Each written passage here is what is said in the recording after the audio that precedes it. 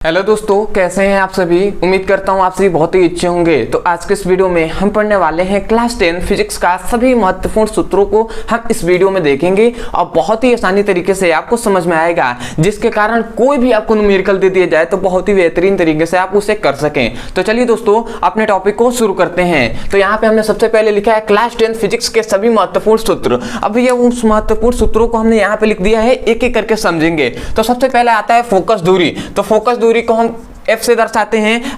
F equal to होता है भैया R/2।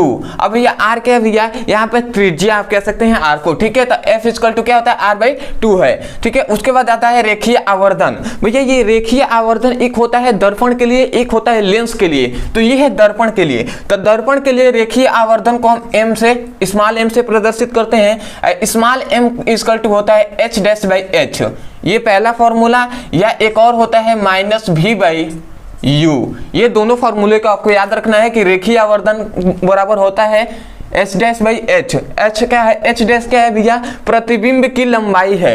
ये क्या है भैया, H है वस्तु की लंबाई। और यहाँ पे -V भी होता है, -V/U भी होता है। तो यहाँ पे -V क्या है, प्रतिबिंब की दूरी है, और U क्या है भैया, वस्तु की दूरी है। तो आशा करते इतनी बात आप समझ गए होंगे। अब आते हैं तीसरा, तो जो है अपवर्तनांक। तो भैया अपवर्तनांक को याद रखेंगे भैया, n से भी दर्शाते हैं और म्यू से भी दर्शाते हैं। तो अपवर्तनांक या तो आप n लिख दीजिए या म्यू लिख दीजिए। तो n इक्वल टू अपवर्तनांक इक्वल टू होता है sin I/sin R, ठीक है। ये sin I/sin R है, या एक और होता है V1/V2, ठीक है। तो हमने अपवर्तनांक पढ़ाया है तो बहुत ही बेहतरीन तरीके से समझाया है, ठीक है। तो अपवर्तनांक म्यू इक्वल टू होता है sin I/sin R या V1/V2, जहाँ V1 क्या है भैया, प्रथम माध्यम में प्रकाश की चाल है, और V2 क्या है भैया, द्वितीय माध्यम में प्रकाश की चाल है, ठीक है। तो ये हो गया। अब आते हैं भैया दर्पण का सूत्र। दर्पण का सूत्र बहुत ही इंपॉर्टेंट है, क्योंकि इस पे बहुत बार न्यूमेरिकल पूछा भी गया है क्लास 10th में, ठीक है। तो दर्पण का सूत्र क्या होता है भैया, 1/F इक्वल टू होता है 1/V प्लस 1/U। ये तो आप पढ़े होंगे, 1/F equal to 1/V plus 1/U, ठीक है। अब आते हैं लेंस का सूत्र। अब भैया यहाँ पे तो आप जानते हैं ना कि स्मॉल f क्या है, फोकस दूरी है, ठीक है।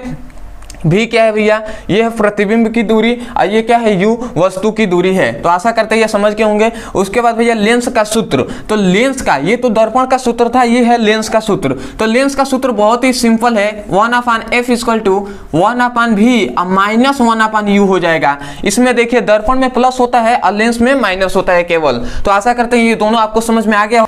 तो अब आते हैं लेंस की क्षमता पर। तो भैया लेंस की जो क्षमता होती है इसे हम P से दर्शाते हैं, और P इक्वल टू क्या होता है, 1/F।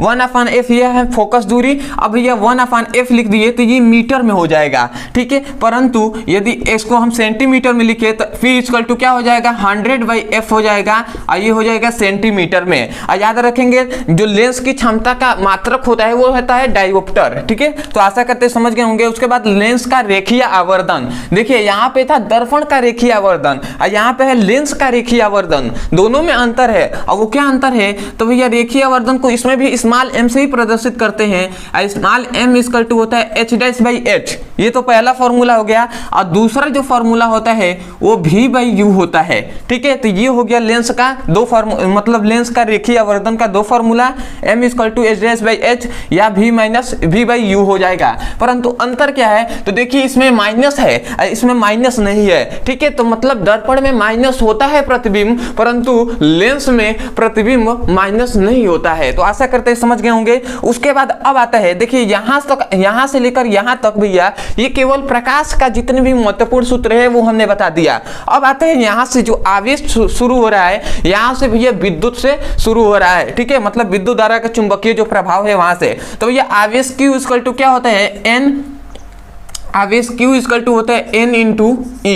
ये तो फॉर्मूला आप जानते ही होंगे, आवेश Q equal to N into E, जहाँ पे N क्या है भैया, इलेक्ट्रॉनों की संख्या है, और E क्या है भैया, इलेक्ट्रॉनों पर आवेश है, जो कितना होता है 1.6 इंटू 10⁻⁻19 कूलाम का ऋण आवेश होता है, ठीक है। समझ गए होंगे। विद्युत धारा क्या होता है भैया, विद्युत धारा को I से प्रदर्शित करते हैं, तो I इक्वल टू क्या होता है, I इक्वल टू Q/T होता है। इतनी बात तो जानते ही हैं। जहाँ Q क्या है, आवेश है, और T क्या है भैया, समय है। उसके बाद विभव, तो विभव को किससे भैया v से दर्शाते हैं ना।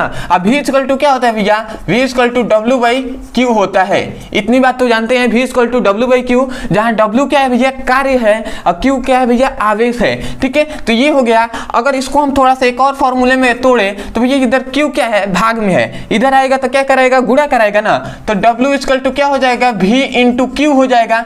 होगा कि नहीं होगा, बिल्कुल होगा। अब थोड़ी सी बात ध्यान देंगे तो यहाँ q जो है हम एक फॉर्मूला जानते हैं विद्युत धारा का, तो विद्युत धारा का यदि हम यहाँ से q का मान निकाले केवल, तो q ये गुणा में है भाग में है, इधर आएगा तो गुणा कराएगा, तो q equal to i into t हो जाएगा ना, q equal to i into t, ये भी एक फॉर्मूला हो जाएगा, इससे निकल गया। इसी प्रकार q का मान यहाँ से q जो है यहाँ से इसका मान यहाँ पे पुटअप करें तो भैया q का मान यदि हम डायरेक्ट यहाँ पर रखते हैं तो क्या हो जाएगा v इंटू आई इंटू टी हो जाएगा कि नहीं। तो यहाँ से एक और हमें फॉर्मूला मिला कि कार्य बराबर क्या हो जाएगा v, फिर से मतलब विद्युत विभव हो जाएगा, धारा हो जाएगा और समय दे दिया जाए तो आप कार्य निकाल सकते हैं। तो आशा करते हैं समझ गए होंगे। उसके बाद आता है भैया विभवांतर। तो विभवांतर का तो हमने बताया है कि विभव में अंतर को विभवांतर कहते हैं। तो हम इसका लिख सकते हैं ना कि विभवांतर को भी हम v से दर्शाते हैं, अब v equal to v1 minus v2 ये हम लिख सकते हैं, या दूसरा हम लिख सकते हैं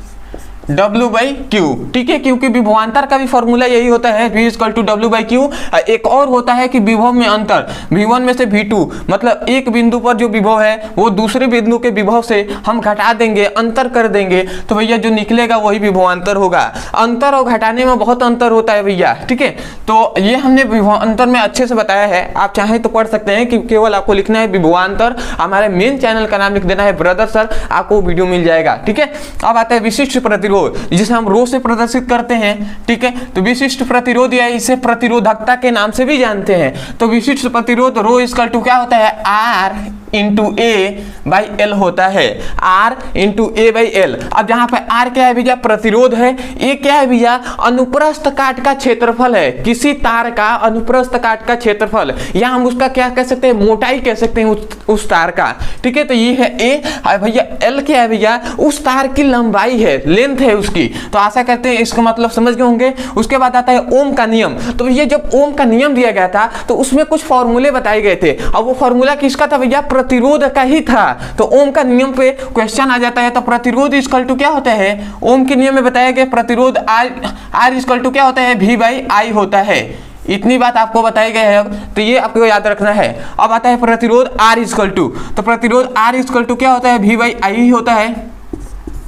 ठीक है, तो ये याद रखेंगे। अब भैया याद रखेंगे प्रतिरोध का मात्रा क्या होता है, एक होता है वोल्ट प्रति एम्पियर और दूसरा होता है भैया ओम। तो आशा करते हैं समझ में आया होगा।